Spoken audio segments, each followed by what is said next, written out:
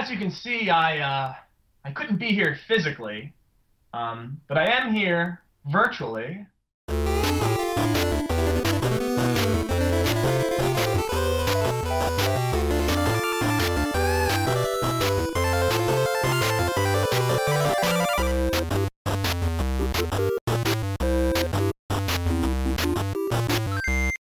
You know, we're on set, usually max 2 hours. I don't think I ever did an 8-bits that was longer than 2 hours.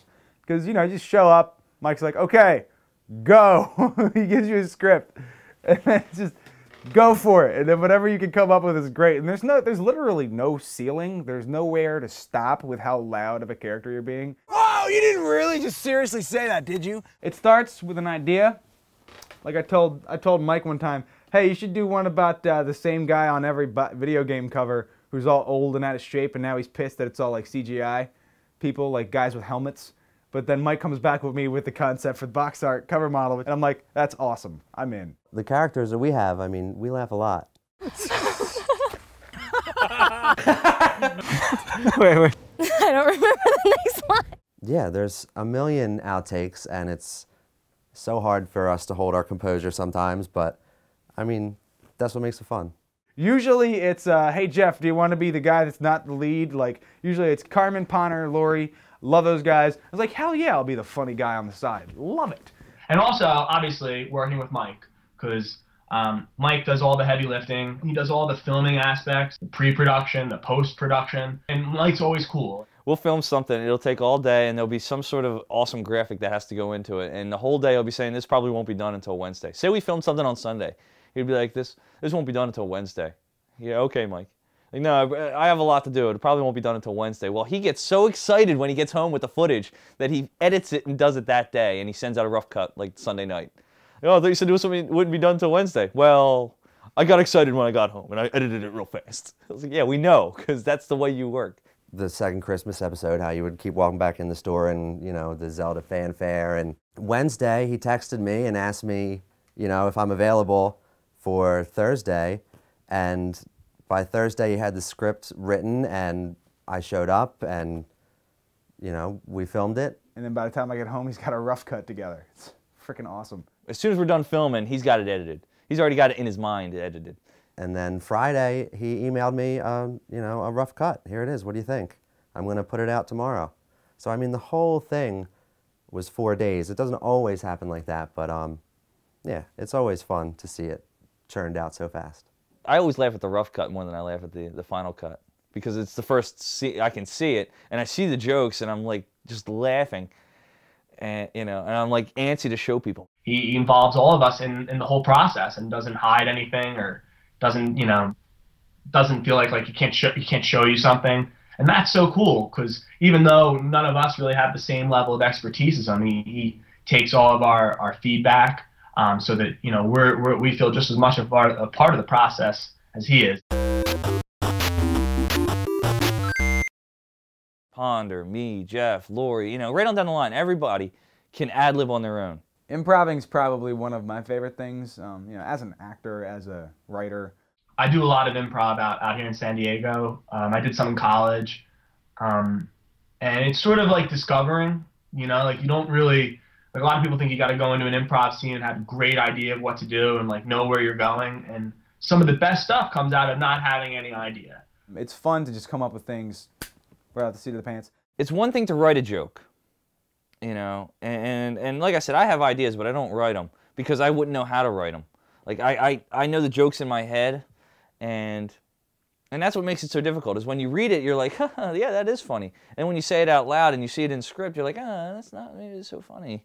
And then we change it around, and then when you change it and you put a character into that script, all of a sudden now it starts making sense, and you change the line to how that character would say it. And I'm standing here in the middle of the street talking to nobody, because that's what I am, nobody.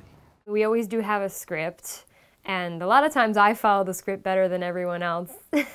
I actually wish that I was better at improving. Mike's so open to letting us like improv that, you know, we really can discover some weird things. You know, he's very loose with the script. The cover model shoot, I think it would be safe to say that 70% of that was just off the script. Like we didn't go anywhere near the script. It is brilliance. Like this, that bought me my solid gold bidet. It's beautiful. It's brilliant. That's a toilet to clean your butt. I've seen them both really just go off and have things that are actually usable. And in our case, we're lucky. We have a bit of a roadmap to go. And then you can kind of just, I guess the good word is riff on your characters. Just do some random things. Barry Sanders, Bo Jackson. We're both of them. You're neither of them! It's one thing if you can go off and say all kinds of goofy things, but then like we can't use it. But they've definitely come up with some things that have like just enhanced the whole episode, just kind of on the fly. You can try whatever you want because it's in front of a camera, and if it's really bad, Mike can always just not use that take. You can have the script, but once you get in front of the camera, a whole lot of things are just going to run through your head, and you're going to want to say them all. And Mike's one of those guys that lets you do it. And if it doesn't make the episodes, that's why we have outtake reels for it. On your marks, you want a pufferfish? You want to be, you want a mailman. Okay, go. Now, you have a high mailbox. You have a, yes, oh my God, yes, with the face. I like it. Like pretty much the entire Zigzags episode, a lot of what I'm saying is just made up on the spot, mostly yelled, with like a really big vein in my temple popping out. Get back to work! Okay, because They can go off on like a whole tangent, like, you know, like full minute of them just talking, and I've always been really impressed with that. I feel like a little bit of a writer when I improv and it makes it into the episode, and some little girl thinks she has the world record for hopscotch. We'll see about that. You know, Joe's another one. He just, like, he looked at Mike, he's like, all right, what do you want me to say? And Mike's like, just talk trash. He goes, all right, I could do that. I could do that. And he's trying to dribble the basketball, and the basketball's going all over the place. And he's trying to talk trash as he's doing it. Oh, Peabody, back for a little hurting, huh? You back for a little booze you can't handle? And you see me in the shot, in that opening scene, you see like just biting my tongue, trying not to laugh, because he's looking me dead in the eye as he's saying these things. I think the Justin Bailey episode was a great example of just how you kind of go on the fly with these things. Mike knows I'm in town. He's like, hey, how about we just shoot something and we add it in. You know, I've got this idea here. You can handle this particular part in it, and that's really how it went. And then you're like, well, why don't you just say reasons? You know, this is what Justin Bailey finishes things, and just talk about that. He's a smart man, because when he gets 100%, he gets a hot girl in a bikini. And frankly, a hot girl in a bikini is pretty cool. You get to have a lot of fun. And I think that's real important in our case, like to have fun, because, you know, we're doing it for fun. And I think that comes across in the final product. If we're having fun, I think the audience will have fun, or they'll laugh a little bit more. It definitely adds a lot to the series, though. It's that kind of energy and that kind of behind the scenes and off the cuff stuff that really make and define living in 8 bits.